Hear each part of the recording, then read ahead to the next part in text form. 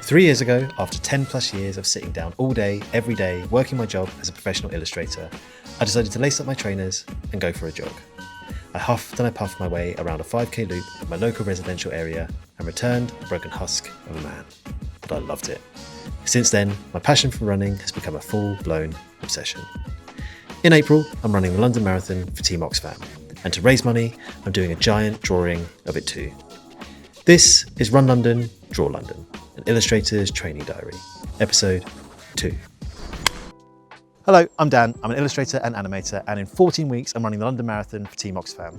Run London is my video diary series where I take you through the ups and downs of training, as well as an insight into my life and creative practice. In last week's episode, I kicked off my first 2 weeks of training and introduced my fundraising campaign, where I'm creating a giant crowd-funded crowd scene illustration where you guys suggest what I draw into the scene in a kind of sponsor a character type fundraising drive. The response so far has been really positive, thank you. However, in this week, I want to start proving proof of concept and show you the progress I've been making with the illustration, as well as how your guys' characters are going to fit into that illustration. I also want to talk a little bit about why I'm raising money for Oxfam and supporting the incredible work they do. So without further ado, let's kick off weeks 3 and 4 of training. Let's go. I kicked off week 3 with everyone's favourite appointment, the dentist. I'm a nervous dental patient at the best of times. This madness really didn't help settle any nerves I was feeling. After a clean bill of health from the dentist, it was into the gym for some S&C before studio time. Here I capture the embarrassing childish moment where I realise I don't have coffee in the studio and go through the 7 cycles of grief trying to work out if I can work without coffee before ultimately realising I can't and I go to the shop and get coffee. I'm embarrassed by it, but I do have children that don't sleep, so that's my reason. Today we're working on some spot illustration options for the Financial Times. The assignment for this one is eye-themed, so I got to play around with lots of sight gags, no pun intended. Here are a few of the rejected ideas, and I'll show you the ones we went with in a couple of weeks when the article is live.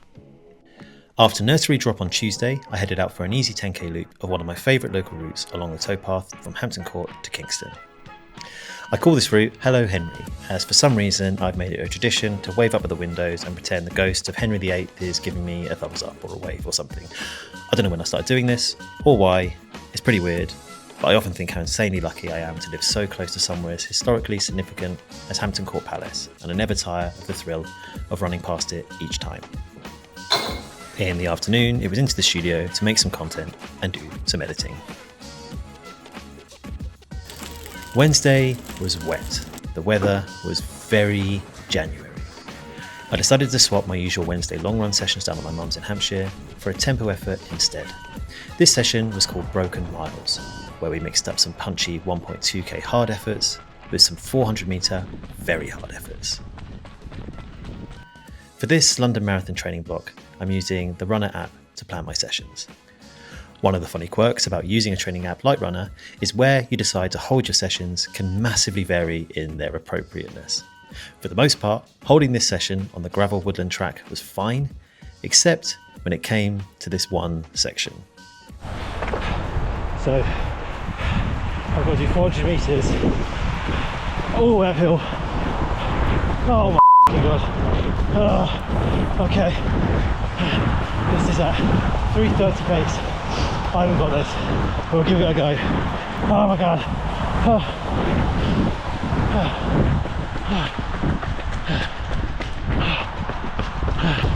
Oh, it's wind as well. Come on. Nope. I'm out of steam. I can't.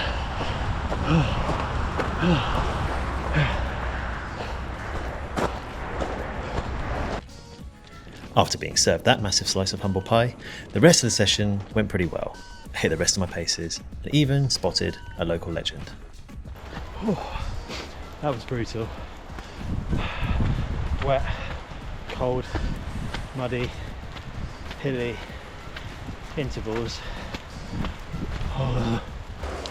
Also really randomly I bumped into ultra running legend Susie Chan just now, who wrote an amazing book called Trails and Tribulations, I think it's called, which I read last year, and apparently she lives somewhere around here and she runs this route quite a bit. I bumped into her at last year as well, actually, at an event that we were doing for Running Late down in Southsea, and yeah, she's cool.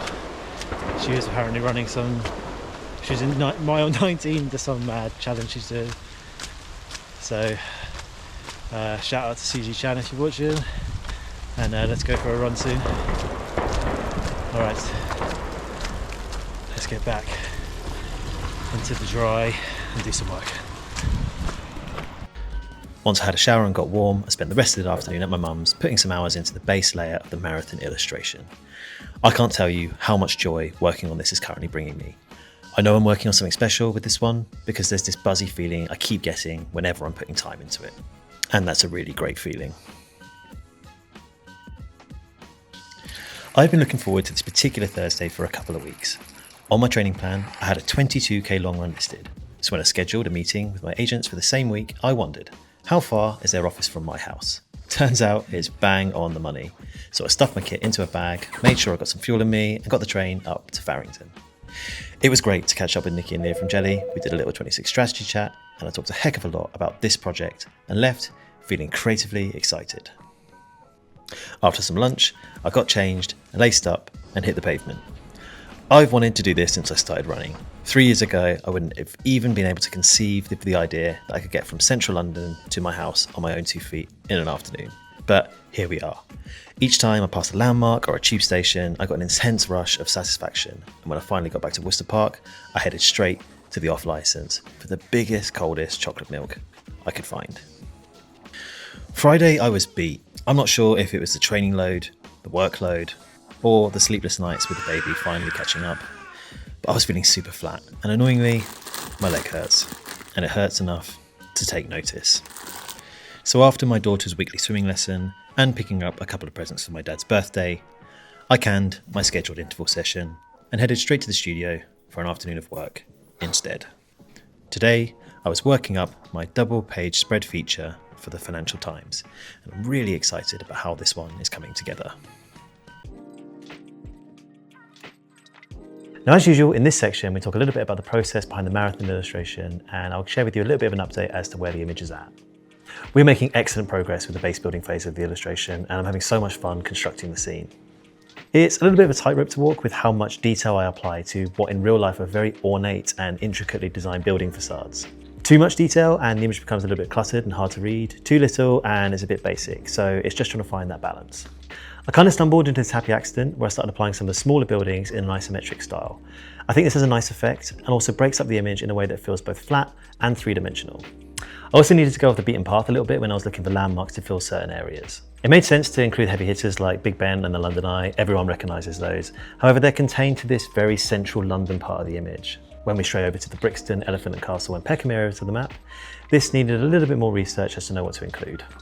I think I'm almost there with the buildings. I maybe need 1 or 2 more landmarks in North London, so if anyone's got any suggestions, drop them in the comments. But yeah, it's feeling like it's in a good place. There might be a few extra elements like tube stops or public transport things to add in, but at the same time, I don't want to overclutter the image and then have less room for characters. Once we've got those last bits worked in, it's on to colour, and then the character work begins, which I cannot wait for. Thank you for your suggestions, keep them coming. All right, back to the training diary.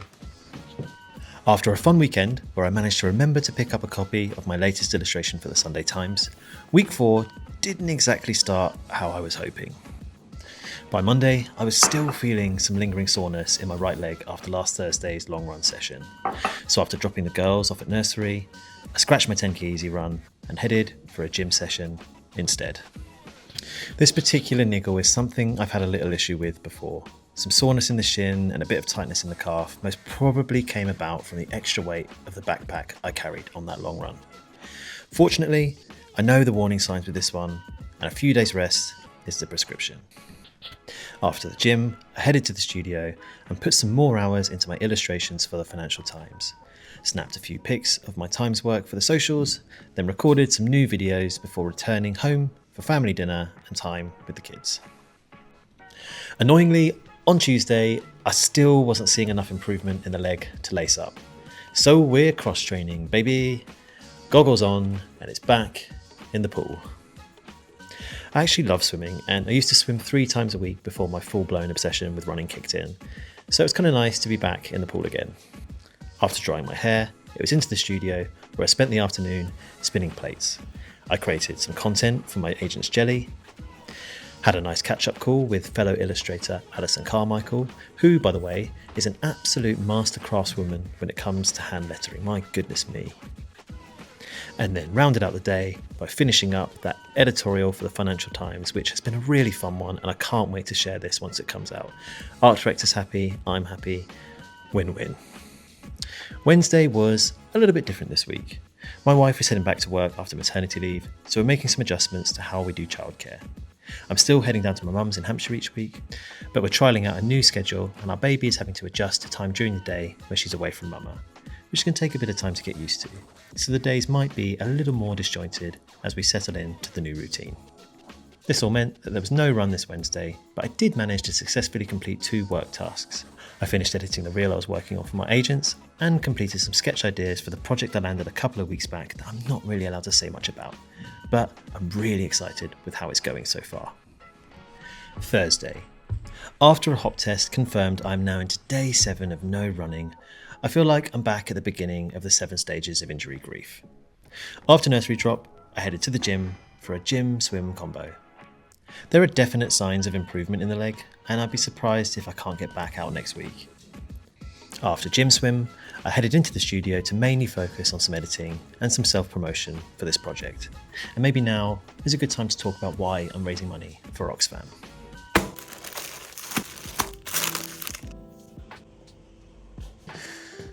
All right, I'm going to put my serious hat on for a few minutes. Look, we can all see global events are becoming increasingly alarming and it's pretty impossible to ignore. Rising prices, dramatic wealth disparity, climate collapse, political instability, and horrific loss of life from regions caught in conflict. My work has always been about lightheartedness, optimism, and play. Since 2020, I made the conscious decision to keep my creative channels free from politics and heavy global events.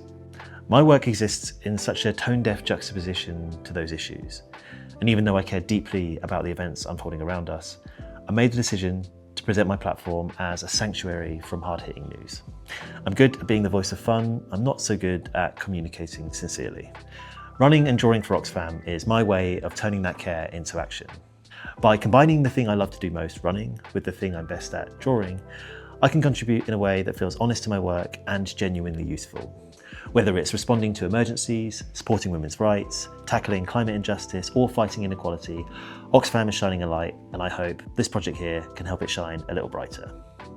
All right, I said I'm not very good at being sincere. Back to the thing I'm good at. To round out week 4, I ended up taking the day off both running and drawing to have some fun with our baby daughter. First up, we had the usual swim lesson, then lunch at the garden centre, before taking her to an extra special treat we arranged for her upcoming first birthday. No work or exercise was done today, and some days that is absolutely how it should be. And that brings weeks 3 and 4 to a close. Not quite where I want to be training wise, but I feel like I took the sensible approach here and stopped pushing before I made things worse. Injuries are part of the tapestry of this sport, and I need to take my medicine here. I want to give a shout out to one of my favourite running content creators and professional marathon runner, Philly Bowden, whose commentary on her own recent injury setback really helped me frame this in a more positive light. I'm hopeful in catching this early, spotting the warning signs and taking action. It means that hopefully I'll be back out next week cranking out the miles again. Speaking of which, I can't tell you how much I enjoyed running home from central London. That was like a real bucket list thing that I've always wanted to do, and I really enjoyed it. However, I probably shouldn't have done it with a backpack on, but you live and learn. Good progress has been made on the big illustration, and I've really enjoyed laying the foundations. I really do get this butterfly feeling in the pit of my stomach whenever I'm working on it, which is exciting. I can't wait to start applying the base colour, and then we can really get into the realm of characters, which for me is the most exciting part of this project, and we haven't even started it yet. I'm also looking into doing some live streaming sessions of me working on the big illustration. I think I've got most of the technical aspects worked out, but if anyone has any experience live streaming, please do drop me a message in the comments if there's anything I should be looking out for. And lastly, a huge thank you to everyone who's donated so far. We've just hit the 20% mark, which is 1/5 of the way there. So keep your eyes peeled over the next couple of weeks as your characters start making appearances in the scene. All right, thanks everyone. Be good. I'll catch you on the next one.